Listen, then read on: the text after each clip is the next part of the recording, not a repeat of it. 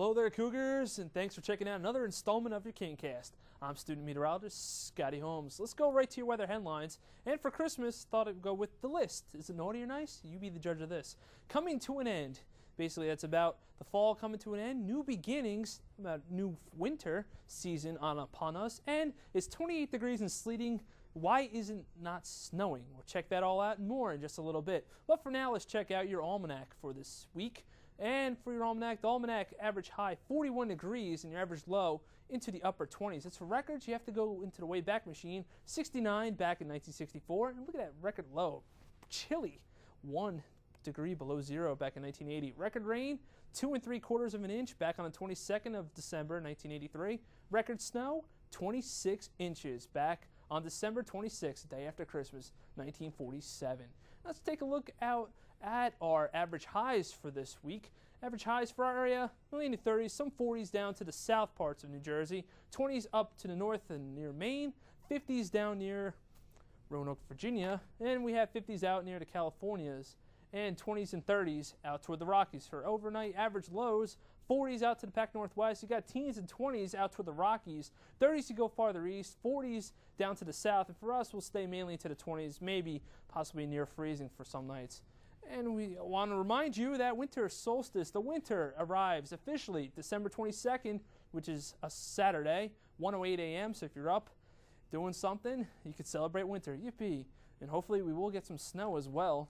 Can't be too certain about that, but the reason we do have winter is the Tropic of Capricorn. This is where the angles of the sun's highest angles rays hit right toward the southern part of Brazil, into going straight toward Africa and into parts of Australia. This is actually their summertime.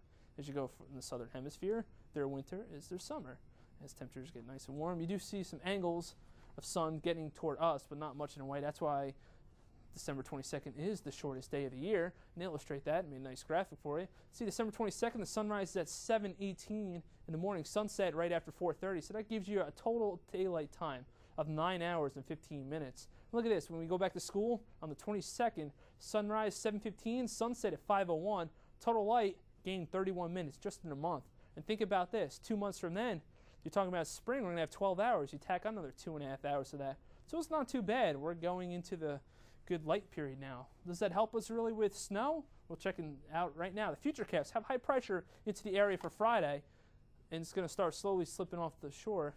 We have some low pressure. This might actually sneak up into here, but it's going to be a little too warm. We just got to have to deal with some more rain. Another high pressure comes through for your Sunday. And then for Christmas Eve, this high pressure stays on top of us. So unfortunately, if you're thinking we're going to have a white Christmas, not really going to see it. But on Christmas time, going to see some more in the way of clouds, and possibly this low could spark off some showers, not in much way of snow. That pulls out of here by Thursday, more high pressure on top of us. So we'll have to go back in the record books another year for not seeing snow, fortunately. And for this week's weather classroom, I was telling you about before what meteorologists always talk about, upper air. What exactly is the upper air? We'll tell you. We check out soundings, where we call it a skew-t. It's a set of data measurements measuring the vertical structure of the atmosphere and the atmospheric parameter at a given time. Illustrate this. Remember when we had school closed early on the 13th, which was Thursday? This is the reason why. We had sleet. You see this? The red line denotes temperature. The dashed line denotes dew point. Remember, the dew point cannot go above the temperature at all, ever, because then you can't have a supersaturated atmosphere. Temperature is right here, 0 degrees Celsius, freezing. Temperature was below freezing at the surface, but if you go farther up, temperature was warmer up a few thousand degrees. So as this rain was coming down, or the liquid, came down as snow.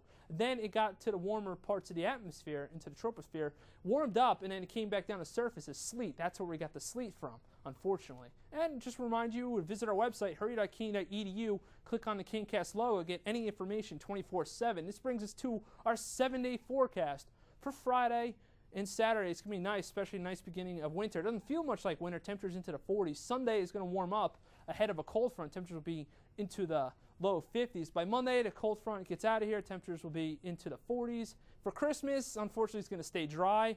And for your Kwanzaa, celebrating that, temperatures will still be in the 40s. Nice sunshine. Next chance of rain will be Thursday. Temperatures into the upper 30s. I'm student meteorologist Scott Holmes. Have yourself a very Merry Christmas.